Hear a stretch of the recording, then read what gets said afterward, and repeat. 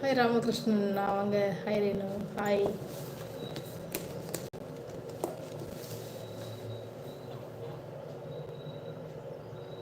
மதிய வணக்கம். வணக்கம். செல்லோட எனக்கு பெரிய ப்ராப்ளமாக இருக்கு.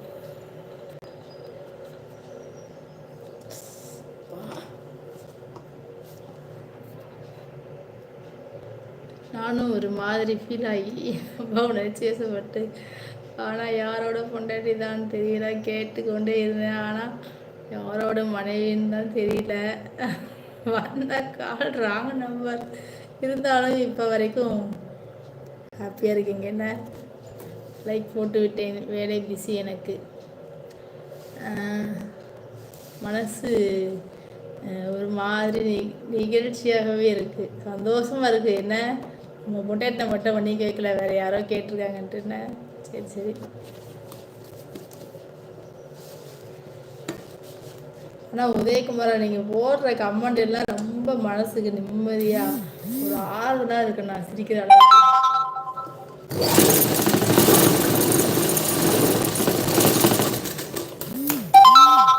அந்த ஜில்லா முழுக்க பாட்டுக்கு எந்த ஜில்லான்னு சொல்லவே இல்லையே தங்கச்சி.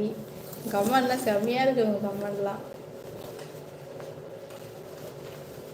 ஹாய் தங்கச்சி, இனிய மதிய வணக்கம். சாப்பிட்டீங்களா? நான் காலைல சாப்பிட்டேன். நான் இனி மத்தியானம் சாப்பிடல. இனிமேல் சாப்பிடணும். நீங்கள் என்ன சமையல் பண்ணி சாப்பிடணும். லைக் போட்டாச்சு. தேங்க்யூ.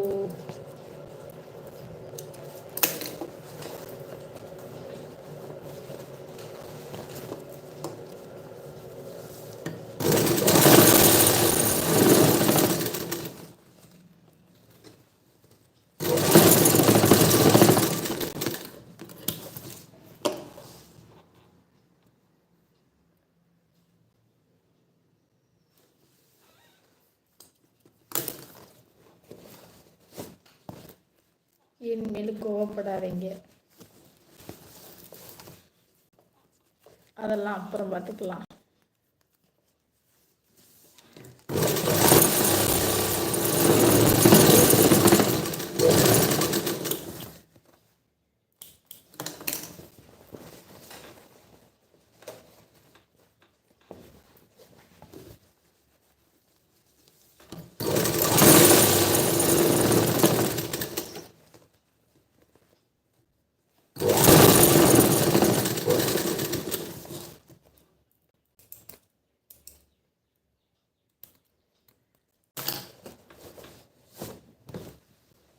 எத்தனை தச்சிங்க வீடியோ பார்த்தேன். அவர் இன்ஸ்டா ப்ராப்ளம் தானே? ஆமாம், இன்ஸ்டா ப்ராப்ளம் தான். அவன் நல்ல பையன், நல்லா கஷ்டப்பட்டு இப்போ தான் முன்னேறி வந்தான். கஷ்டப்பட்ட காலங்களில் கஷ்டப்பட்டு இன்றைக்கி நல்லா இருக்கிற காலங்களில் அவனால் என்ஜாய் பண்ண முடியாமல் போயிடுச்சு. பாவம்.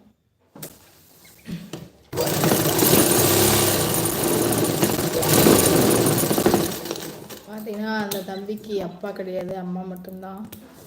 இப்போ தான் அவனுக்கு மேரேஜ் ஆகி 1 வருஷம்னு சொல்கிறாங்க, 1 மாதம்னு சொல்கிறாங்க. எது உண்மைன்னு எனக்கு தெரியல. ஆனால் தம்பி ரொம்ப கஷ்டப்பட்டாப்புல. கஷ்டப்பட்டு இப்போ வந்து படம் நடிக்கிற வாய்ப்பெல்லாம் கிடச்சிருக்கு. 2-3 படம் கூட நடிச்சிருக்காராம். பார்த்தீங்கன்னா இந்த மாதிரி பைக்லாம் யாரும் வாங்காதீங்க தயவுசெய்து, புரியுதா? அந்த மாதிரி பைக்லாம் கண்ட்ரோலே கிடைக்காதான். கண்ட்ரோலே கிடைக்காத பைக்கு எதுக்கு லட்சக்கணக்காக ரூபா கொடுத்து எதுக்கு எம்மனை காசு கொடுத்து வாங்குறீங்கன்னு எனக்கு தெரியல. எப்பவுமே பழசு தாங்க பெஸ்ட்டு. யார் வேணும், என்னாச்சு, என்ன பிரச்சனை? இல்லை ராமகிருஷ்ணன், ஒரு பையன் இன்ஸ்டா ப்ராப்ளம், சின்ன வயசு, பைக் ஆக்சிடெண்ட்டில் இறந்துட்டான். எப்பவுமே பழசு தாங்க பெஸ்ட்டு, புரியுதுங்களா? எலக்ட்ரானிக்கை பொறுத்த வரைக்கும் பழைய பொருள் தான் பெஸ்ட்டு. புதுசு வந்து பெஸ்ட்டே கிடையாது. இப்போதைக்கு கூத்தடிச்சிக்கலாம், ஆனால் அது ஆபத்து தான். பழைய பொருளுக்குள்ளே இருக்கிற வேலை புது பொருளில் கிடைக்காது, இருக்காது. அதை ஏன் யாருமே புரிஞ்சிக்க மாட்டேங்கிறீங்கன்னு எனக்கு தெரிய மாட்டேங்குது. எத்தனை புது ஃபோன் வாங்குறீங்க, எவ்வளோ ஃபோன் வெடிச்சிருக்கு அப்படி சொல்லி வீடியோ வருது. அதே பழைய ஃபோன், இந்த பட்டன் ஃபோன் பாருங்கள், பட்டன் ஃபோனில் பேசுங்க, அவ்வளோ க்ளீனாக இருக்கும் சவுண்டு.